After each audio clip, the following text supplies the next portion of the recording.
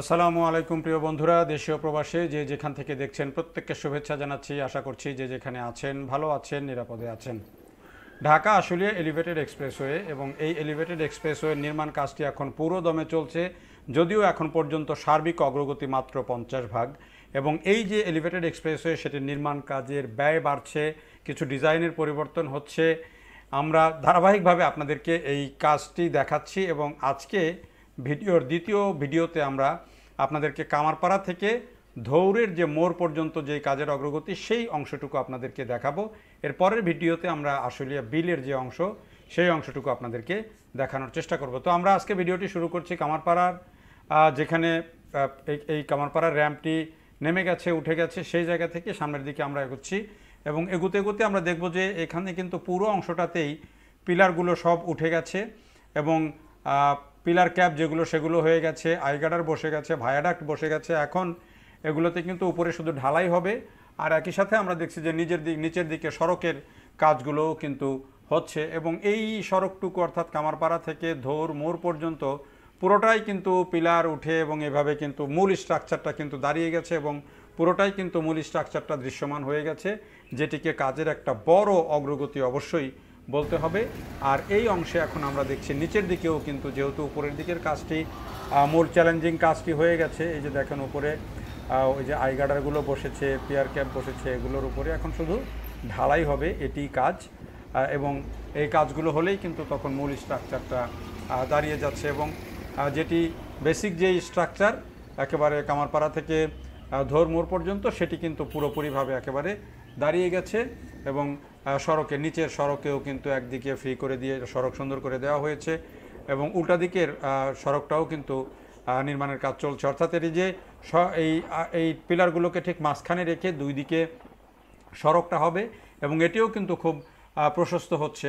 আরেকটা জিনিস আপনাদেরকে বলে রাখি যে এই যে সড়কটা, বিশেষ করে এই অংশটুকু, এই যে সড়কটা হচ্ছে সেই সড়কটা কিন্তু দুই দিকে যখন প্রশস্ত হয়ে যাবে, এখন যেহেতু নদীর ধারের সব অবৈধ স্থাপনাগুলো সরিয়ে নদী প্রশস্ত করা হচ্ছে এবং এটি ড্রেজিং করা হবে এবং ঠিক নদীর পাশ দিয়েই কিন্তু ওয়াকওয়ে নির্মাণ করা হচ্ছে, নদীর তীর রক্ষা বাঁধ নির্মাণ করা হচ্ছে।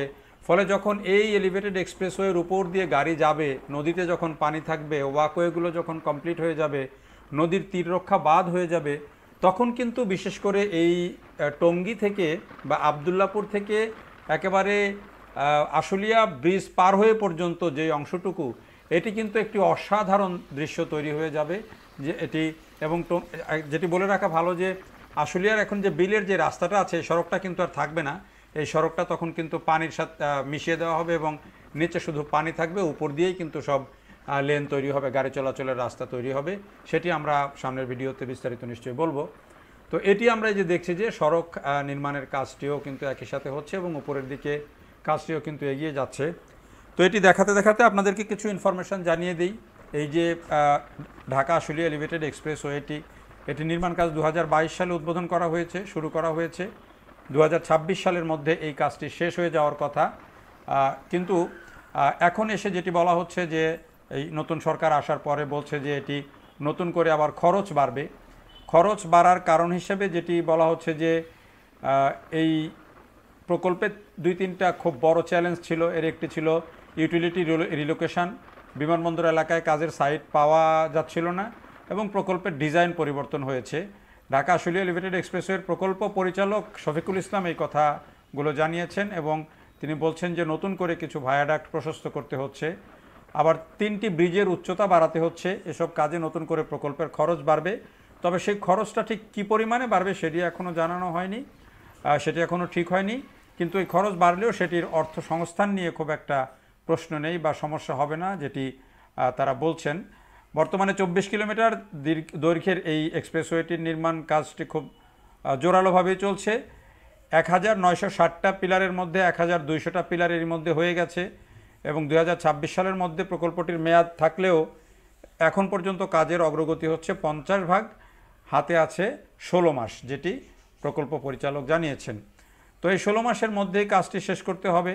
কতটুকু হবে সেটি বলা যাচ্ছে না, হয়তো সময় বাড়তেও পারে, যেহেতু একটা বড় প্রকল্প এবং খুবই গুরুত্বপূর্ণ একটা প্রকল্প আমরা বলতে পারি। এই প্রকল্পটি যখন বাস্তবায়ন হয়ে যাবে তখন একেবারে ঢাকা ইপিজেড যেটি বাইপাইল আশুলিয়া বাইপাইল ইপিজেড এলাকা থেকে একেবারে ঢাকা চিটাগং রোডের যে কুতুবখালী সেইখানে মাত্র 47 মিনিটে এই ফ্লাইওভার ব্যবহার করে গাড়িগুলো চলে যেতে পারবে। এর মধ্য দিয়ে একদিকে যেমন যাত্রীবাহী পরিবহন চলবে, অন্যদিকে এর উপর দিয়ে কিন্তু এই যে পণ্যবাহী পরিবহন সেগুলোও কিন্তু সমানভাবে চলবে। এবং বিশেষ করে আমাদের রপ্তানির ক্ষেত্রে বা রপ্তানি পণ্যের ক্ষেত্রে কিন্তু এটি একটি বড় কাজ, যেহেতু আশুলিয়া এলাকাটা একটা বড় শিল্প এলাকা এবং ইপিজেড রয়েছে এখানে। পাশাপাশি এখান থেকে কিন্তু বিপুল পরিমাণে পণ্য বন্দরে যায়, আবার বন্দর থেকে বিপুল পরিমাণে পণ্য এখানে আসে, কিন্তু সড়কে একটা বিরাট সময় চলে যায়।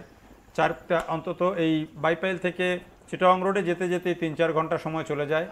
এই সময়টা যদি 3 ঘন্টা সময় বেঁচে যায়, এটি কিন্তু গাড়ির জন্য, পণ্য পরিবহনের জন্য, যাত্রীদের জন্য, সবার জন্য কিন্তু একটা যুগান্তকারী একটা পরিবর্তন আনবে।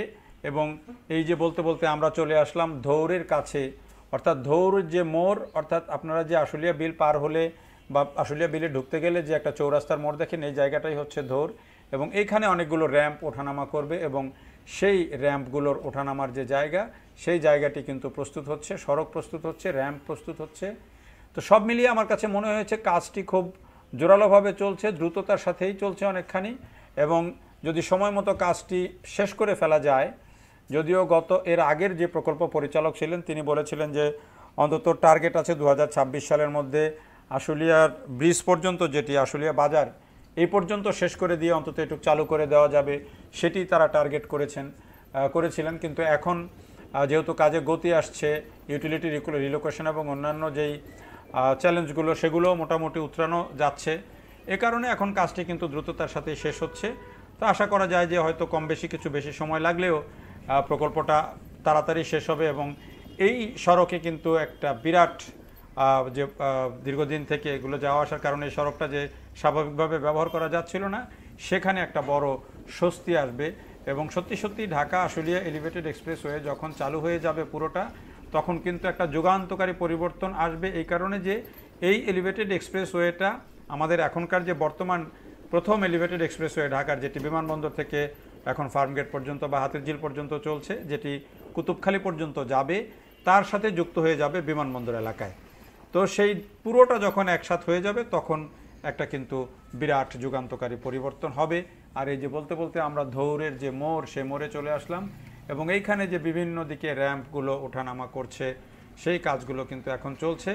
এবং আমরা এর আগের ভিডিওতে যে অগ্রগতি দেখিয়েছিলাম, এখানে কিন্তু অগ্রগতিটা তার অনেক বেশি এবং অনেক দ্রুততার সাথেই হচ্ছে।